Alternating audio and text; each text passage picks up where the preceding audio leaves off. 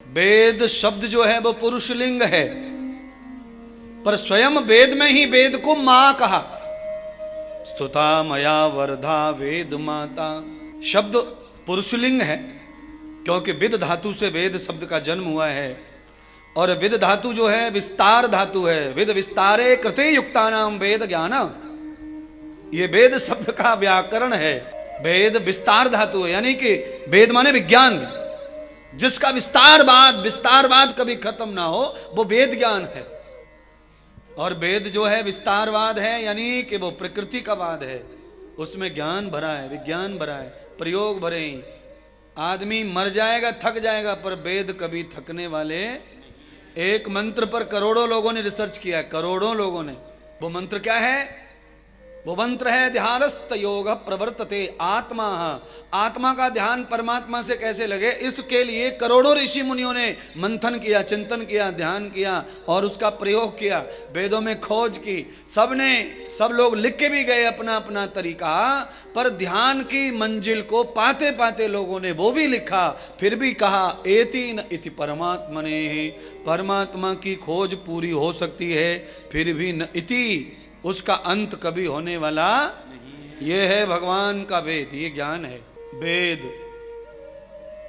With धातु, विद्या with धातु, ब्रह्मचर्य विद धातु, विवेक विद धातु, भाव विद धातु।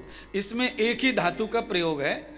जैसे नाक की नथली, टीका, कान का कुंडल, हाथ की अंगूठियां सोने से ही बन सकती हैं, ऐसे एक धातु से भी अनेक शब्दों का विस्तार हो सकता है।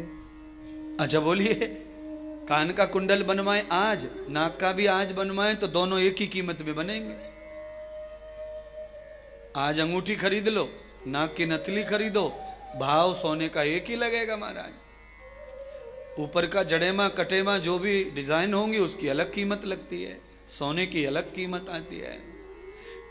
तो ये महाराज, अब आप समझ गए होंगे महात्मा इंद्रदेव क्या बताना चाहते हैं। बताना ये चाहते हैं कि मानव के शरीर में जैसे धातु की महिमा है, वैसे ही शब्द में भी धातु की महिमा है।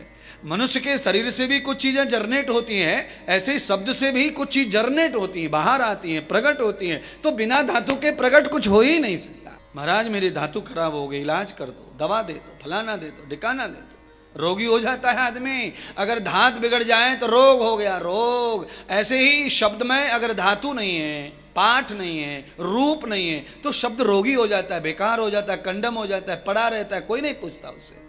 और भैया पाठशाला में पढ़ना, पंडिताई सीखना अलग बात है, मैं जो सिखाना चाहता हूँ पूरी दुनिया को वो अलग बात है। प्रबद्धते रूपस्य जाताम प्रपाठो न यस्यो सूत्रः। अरे वेद शास्त्र पढ़ना है तो ऐसा पढ़ो कि दुनिया का कोई भी आदमी कोई शब्द बोल दे, उसका अर्थ 1 सेकंड से पहले हो जाना चाहिए।